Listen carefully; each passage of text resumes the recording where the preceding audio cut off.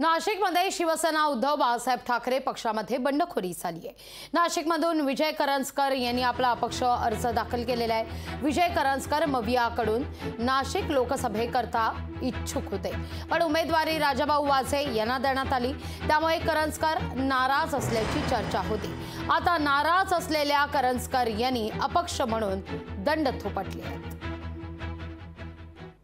काही दिवसापूर्वी ते एक फॉर्म घेऊन ठेवले होते, तर फॉर्म घरी ठेवून ते काही वाळीत घालायचे का, त्याच्यामुळे ते फॉर्म भरले आणि आता मी अर्ज सबमिट केला आहे। बघू, आणखी 2-3 दिवस आहे। उद्या परवा एक कार्यकर्त्यांच्या समिती एक मेळावा बैठक घेऊन त्या बैठकीमधून आपण आपला निर्णय घेऊ। मी 1 वर्षापासून मी फिरतोय। 1 वर्षामध्ये सर्व मतदारसंघामध्ये माझ्या 2-2, 3-3 फेऱ्या माझ्या सगळ्या झाल्या आहे आणि हे सगळं झाल्यानंतर पक्षाने समजा उमेदवारी नाकारली तर नाकारण्याचं कारण मला कळायला पाहिजे होतं आणि ते जर मला कळालं असतं तर अधिक बरं वाटलं असतं। म्हणूनसाठी मी आता फॉर्म भरला आहे, बाकी पाहू। लोकशाही मराठी ऐका, पहा, जागरूक रहा।